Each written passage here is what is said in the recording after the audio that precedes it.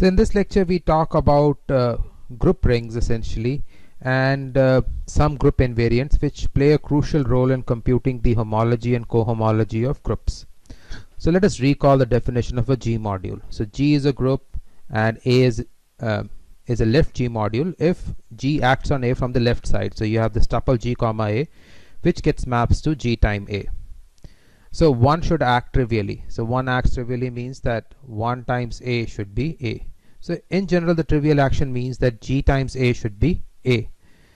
So you say that group G acts trivially on A if the following condition holds: G times A is A for all G in G and all A in A.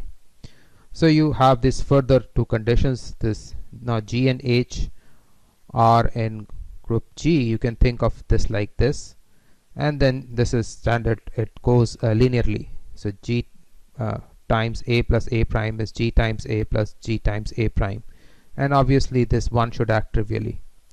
So now let us come to homomorphism of G modules, or a G homomorphism. So it is just homomorphism between two modules A and B. Both of them are G modules such that, so the first is our standard homomorphism condition: phi of A plus A prime is phi of A plus phi of A prime. This is second condition is more interesting. So this is phi of GA is G times phi of A. So if both these are satisfied, you denote it as hom G AB. So this is the homomorphism of G modules. So after talking about this thing, let us come to the group ring. So group ring consists of the elements of the form like this. You have integer and you have a group element. So to every group element you associate an integer, and if the two group elements are the same, you combine them together via an addition law. So this is combined together like this. So you see AGG, BGG, then you can combine the integers. So this is the addition operation. So whenever you're writing the sum, you should have distinct group elements, because if the two elements are not distinct, then you're already combined their coefficient integers. So this comes from algebraic topology. In algebraic topology we have seen how to attach integers to zero dimensional points. We have also seen how to attach integers to one dimensional CW complexes and so on. So just like the way you form sum there, you form sum here. And almost all NG should be 0. So that means this sum has to be finite, because it could be the case that your group is infinite. Now if your group is infinite, you should not have an infinite sum, so the sum should be well defined, and therefore you want this almost all NG should be 0. That means there are only finitely many NG which are non-zero, so that you can have a finite sum.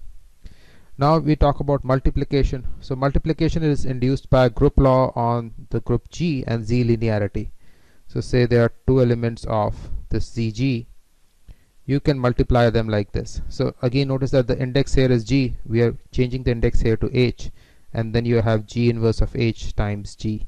So this might look complicated, but one should think of it as you multiply two polynomials. So basically one needs to think of this as multiplication of two polynomials. So you multiply and then you sum it over degrees. So one should think of it as polynomial multiplication. So after talking about something, let us give some concrete examples of this group ring ZG. So first thing is, what if you put, instead of G you put 1, then obviously you're just having a sum of integers. So you just get integers, because everything is 1, so you will add all the integers. So this is the first example which one needs to properly understand. So the second example is, instead of G if you put integers, then you get this Laurent polynomials. So again you can see multiplication is nothing but polynomial multiplication, and then you can see that addition is exactly how would you add Laurent polynomials. So these two examples are critical to understand, and one needs to parse the definitions through these two examples to properly understand what is going on. And the final example which we are going to do is, the group is Z modulo n. So this is our group G, which is precisely where n is some natural number which is greater than 0. So then you have the ZT, then modulo Tn minus 1. Now we talk about G invariance. So let A be a G module. We define the fixed points of this, precisely those elements of A which get fixed by G. So that is G acts trivially on these elements. So that you denote by A this G. So now let us give an example. So the example which we are going to use is via conjugation. So say we already have talked about this homomorphism. Talk about another group homomorphism of two G modules A and B. So first is just the homomorphism law. So this just will hold. Phi of A plus A prime is phi of A plus phi of A prime. Second, we give this condition that G acting on phi of A is acting by conjugation. So you have G phi of A, but this G also acts inside. So we can put a bracket like this. So this phi is this phi, and generally we write G of phi for showing the group action G on this phi. So this is denoted as home of AB. So this phi lies in this home of AB, and the group is acting like this.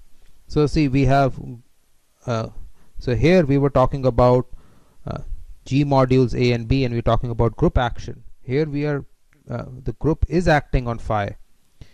So now if this group acts trivially on A, so that is, you're talking about this AG. Instead of AG, you're taking this home AB, and then you're talking about G here. So that means this G inverse of A would just become A, because both G and G inverse lie in G. If we are saying that the group is acting trivially on A, so this becomes A. So now so this is precisely, so this becomes same as this if G inverse of A is A. So you see, these two match up. So therefore we know that this home G I should write right here. So this home GAB is just this bigger home AB, this home AB with this group action, but we are just talking about, when talk about this, we are talking about group action which is trivial on A. So that is this G here. So so this is a bigger group. So it is important that you understand how you connect this with this, because sometimes this is written, sometimes this is written. So one needs to know whether we are talking about this where G is acting trivially, or this where G is acting non-trivially. So if it is the entire group this, then G is acting non-trivial. So there's a non-trivial action here. If you make it a trivial action, then talking about like this, so that G inverse of A becomes A, then you have to put G here like this, and then you get this. So now let us talk about G co-invariance. So now we have this sub G, A sub G. This is just quotienting out of A this ideal IG. So what is this ideal IG? This ideal IG is called the augmentation ideal in this our group ring, and this is precisely the kernel of the augmentation map. So the augmentation map just takes the elements which looks like this, forgets the G, and just sums up the coefficients. So this augmentation ideal is precisely those elements which will sum up to 0. So this should be 0. So let us give a description of this. This IG is generated by these elements of this form, G minus 1. So where A is in the ring A, G is in G. So let us prove this small statement. So say if X is an IG, obviously we are talking about group rings. So this X has an element which lies in this group ring, so it looks like this. And we are saying it is in the kernel. So that is the definition of IG. It is in the kernel, so this coefficients have to be 0. So obviously you can rewrite this you can copy here, and then you minus this thing which is anyway 0. So nothing has changed because this portion is just 0. So that is it. Now you take AG common, G common. So here the coefficient, here the group element is just 1, the coefficient is AG, so you just have G minus 1 here. That is pretty much it. So AG is the largest quotient of A on which G acts trivially. So again, this sub G is the largest quotient of A. So it's the largest quotient of A on which G acts trivially, because you're setting G as equal to 1, you're quotienting it out. So, and this is generated by G minus 1, so this becomes essentially the G minus 1 becomes 0, so G becomes 1 here. So you're quotienting out by all the group actions here. So G acts trivially. whereas this AG is the largest sub-object of A on which G acts trivially. So here you are quotienting out. So AG is the largest quotient of A on which G acts trivially, and here AG is the largest sub-object of A on which G acts trivially. So now norm. So here we are just summing up the coefficient integers. Instead of coefficient integers, you can just think about summing up G. So basically setting this A of G as 1 will give you this. So this is also an ideal in ZG. Since you pick up any sigma in G, the sigma in G, you can take sigma inside, but then sigma in G you can do a group operation, still give you NG. So this is an ideal.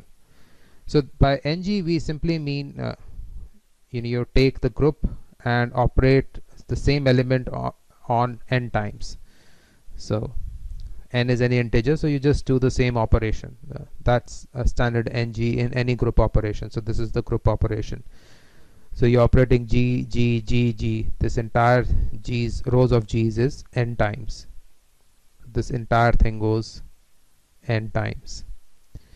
So we have talked about augmentation map. So now let us talk about co-augmentation map. So co-augmentation map goes in the opposite direction from Z to ZG. So this we are denoting as mu.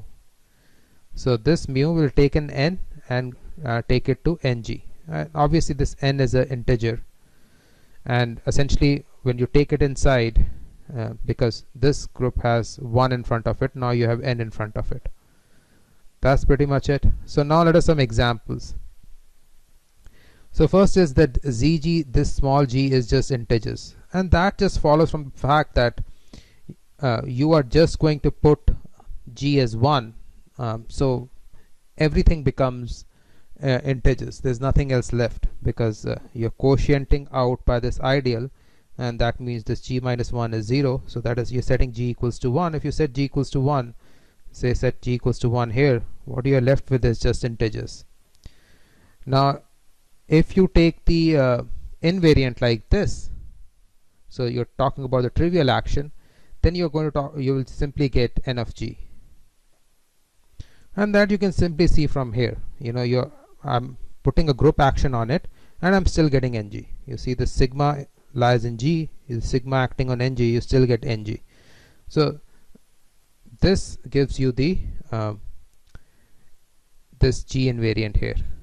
And for g finite, obviously if it is infinite group, then because when we are defining ng, we have not put any integers here, so we cannot say that there should be finitely many integers or almost all 0. So that condition you cannot impose here, because I have not put integers in the front. So therefore you have to have this ng, you have to put it as 0 if the group is infinite, because you cannot talk about infinite sums. So that is pretty much it so we have talked about invariants, co-invariants, and standard examples here and here.